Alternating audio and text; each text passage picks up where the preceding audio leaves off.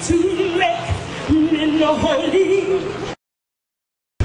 and gentlemen, ladies and gentlemen, are you happy today? Sclc is back on Sweet Auburn Avenue. We want to thank God for this. We know it's hot. We're going to get right to it.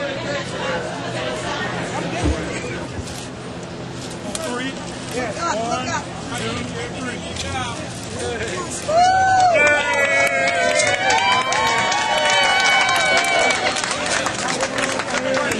Can you hear me? One time I asked that in the big crowd and some guy in the back said no, and I'm sure glad. I'm honored to be here today. President Steele, Chairman Kamel, Reverend Lowry, members of the board, friends of the Sclc, Congressman Lewis, ladies and gentlemen. I had a whole long talk prepared before I realized I was supposed to speak outside in 105-degree temperature. And even though I'm not running for anything, I got sense enough not to make all of you mad enough by making a speech. I'd hate to cost my wife any votes because I talk too long anywhere. I'm honored to be here. And I can say what I have to say in just a few words. On the night before he lost his life, Dr. King spoke in the Mason Chapel AME Church in Memphis. He did not have a traditional civil rights speech. He was speaking on behalf of the striking garbage workers. Some of them were white folks. He spoke on behalf of ending the war in Vietnam. Most of the people who died were not African Americans, although to be sure they perished disproportionately as they served then and serve now so bravely in our military. Dr. King said we're all caught up in this web of mutuality. I think the agenda for the next 50 years is to marry civil rights, which we still need if you look at the Supreme Court and the decisions they're making, and the absence of enforcement of discrimination laws, anti-discrimination laws, to marry discrimination with a campaign against poverty for economic opportunity and a campaign for peace, and the fruits of peace for America and all the world. That is your agenda.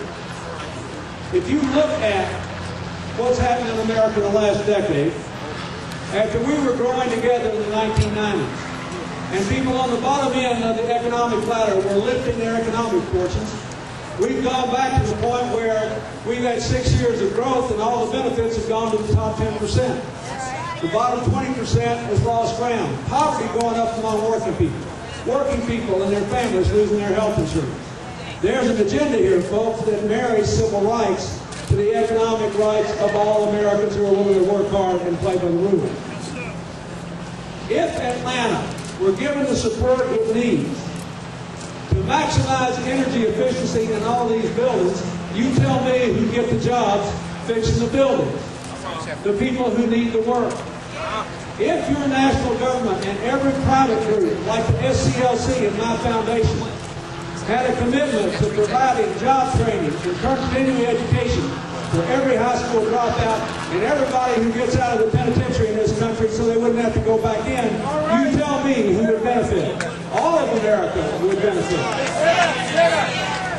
If we had a commitment not just to end the war in Iraq, but to build a world with more partners and fewer terrorists, we would take care of AIDS, TB, and malaria and put those 130 million little kids around the world that never get to go to school in school. Then they wouldn't want to blow anybody up. They'd want to build their own families and their own future. Does it matter what the government does? Of course it does. I'm proud of the fact that we got a bunch of people running for the Democratic nomination for president, and I like them all. I have a strong preference. But I can get up in the morning and look forward to what the others have to say. I can say, thank goodness I'm fighting an election where I don't have to be against anybody. Isn't that nice?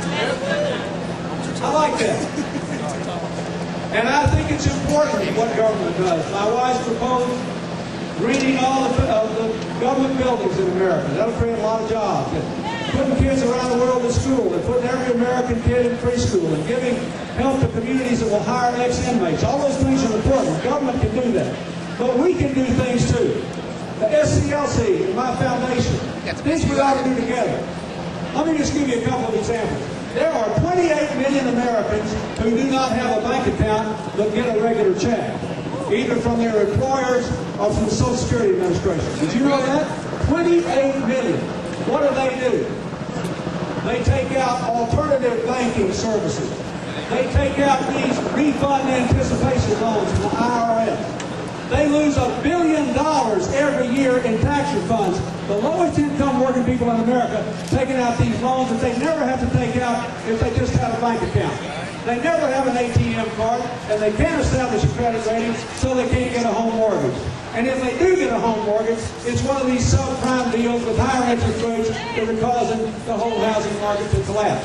Why don't we say, if Martin Luther King were here today, he'd say, go get every American a bank account. A lot of them are African Americans, some of them are not. If they were all in the banking system, we'd have $1 trillion more in income building America instead of wasting it away.